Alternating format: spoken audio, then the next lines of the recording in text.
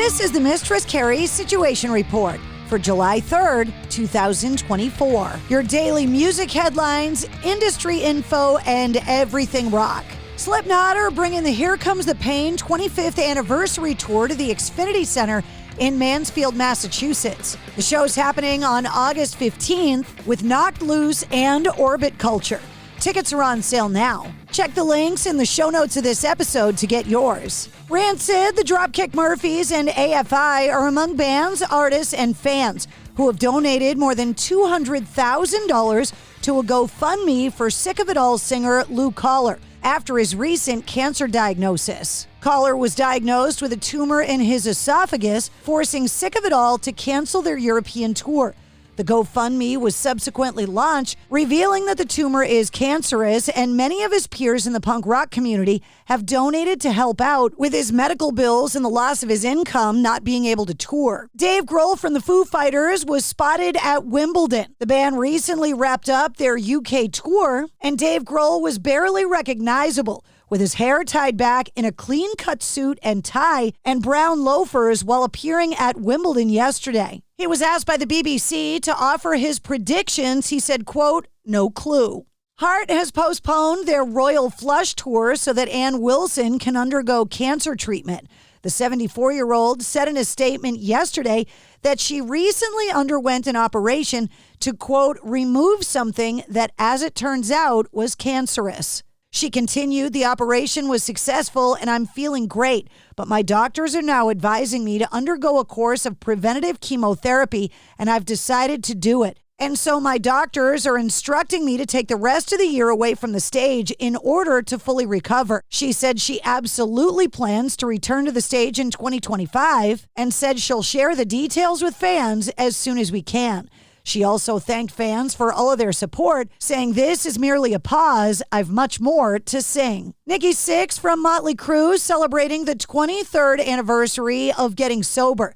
The 65-year-old credited a treatment program with giving him the tools to help him live his life without drugs or alcohol. He Instagrammed an image revealing that he had been sober for 23 years, 276 months, 8,402 days, or 201,623 hours.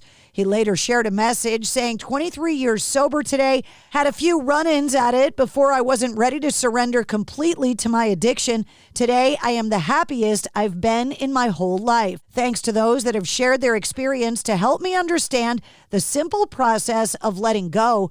Nothing makes me happier than to see people who have lost hope find themselves and change not only their life, but their family's life too. Back in the mid-1990s, Melissa Etheridge and her longtime partner, Julie Cypher, knew that they didn't want an anonymous sperm donor to be the father of their children, so they asked guitarist and singer David Crosby to donate. He happily obliged. Now Etheridge is opening up about the decision and claims that Crosby, who died in 2023, had fathered numerous other children via sperm donation. Speaking to People magazine ahead of the July 9th premiere of her new Paramount Plus docuseries, Melissa Etheridge, I Am Not Broken, the singer and songwriter spoke highly of Crosby and his willingness to participate in artificial insemination, which resulted in the birth of daughter Bailey and late son Beckett. Saying, quote, "We're still finding kids from David Crosby out in the world.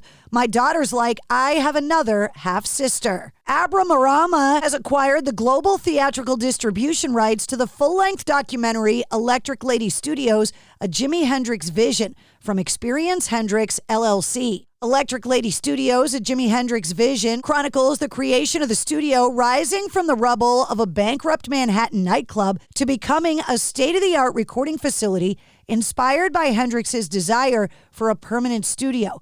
Electric Lady Studios was the first ever artist-owned commercial recording studio. The documentary includes never-before-seen footage and photos, as well as track breakdowns of Hendrix classics like Freedom, Angel, and Dolly Dagger by recording engineer Eddie Kramer, who was awarded an Emmy for his work on the film Jimi Hendrix, Hear My Train A-Comin'. Elvis Presley's iconic blue suede shoes have been sold at auction for $152,000. Presley received the shoes not long after his version of the Sun Records label mate Carl Perkins' blue suede shoes appeared as the opening track on his self-titled debut album released in March of 1956. ESP has teamed up with Glenn Tipton and his bandmates in Judas Priest for a charitable opportunity to help fight Parkinson's disease. One lucky winner will win the limited Glenn Tipton Signature Series GT600 guitar that's been signed by all of the members of Judas Priest. 100% of the proceeds go to the Glenn Tipton Parkinson Foundation, which is working intensively on a new pioneering treatment method.